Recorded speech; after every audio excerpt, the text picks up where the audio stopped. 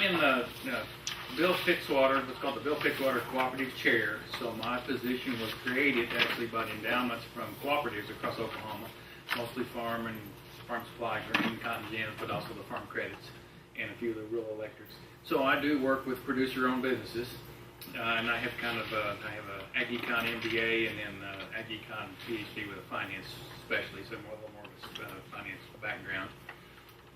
And then I do a lot of national projects on cooperatives, and on one of those, I was asked, out of those projects, I gave seminars to the House and Ag staff in Washington, D.C. about cooperatives. So I'll tell you what I tell them, if you just have a few minutes to talk to the congressional staff. One, cooperative, there's a whole lot of cooperatives out there. There's about 4,000 in the United States. It's an important form of business, not only in the U.S., but across the world, and it's one really a lot of people don't understand. And it has some neat aspects. Two, the cooperative is an extension of the farm business. So it is the farmer doing his inputs and marketing and value added, and so really it's, cooperatives are extending on what the farmer's doing. And so if you're interested in farms, at least I told Congress, if you're interested in producers, you ought to be interested in cooperatives because it is their business. And then three, co-ops help keep the market efficient, and we've seen that examples of that even in Oklahoma, that the co-op presence made the grain prices more favorable for the producers, and so it's important to have them in the marketplace. So that's a little of the concept. As Dr. Holcomb said, we've done a lot of these feasibility templates, and so I do a lot of work there, and so we just got an email on one on the flour milling, and they said, we're interested in the flour milling.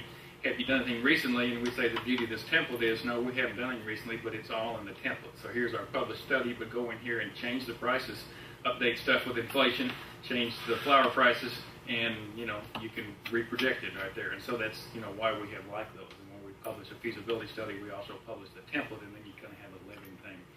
So got three grad student projects kind of going on with three grad students right now. So Robert Parrish is working on enterprise risk management, and that really came out of these templates, and so we're simulating everything that happens in a co-op, and then we're looking at their risk profile, and we're looking at what happens when you think about grain prices and everything. So that's really a feasibility projection now, but with stochastic. We're also looking at that then with mergers. When you merge co-ops, how does that work, and what does that mean about some of the ratios, how you bring stuff in.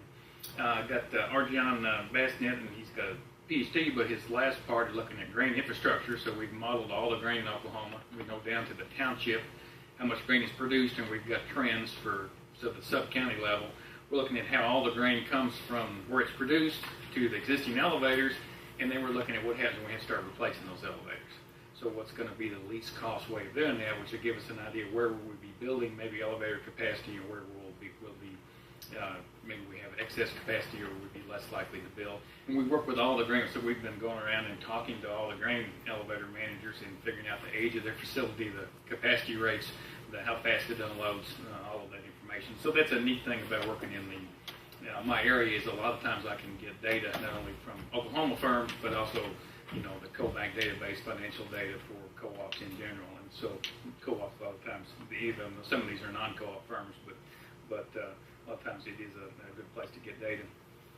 And then Jana, we don't know what we're working on, but we're working on the finance of co-ops. We're meeting with some of the CPAs, but interested in stuff like how do you value a co-op, how do we look at future cash flows. So we've got several kind of a little more accounting type ideas. So that's kind of the stuff I do. And again, a lot of it with producer-owned business. Also done a lot in the bioenergy. I'm teaching 2 online master's classes with a consortium of universities, K-State, Arkansas, South Dakota, and somebody else, I think. It's one on feasibility and commercialization, and one on bioenergy economics, which goes through kind of sustainability, feasibility, commercialization, then all the way into life cycle analysis. And so, those are online. We teach every fall, and so that's and through that consortium, there's other bioenergy related classes that you would have access to, though maybe you don't realize it.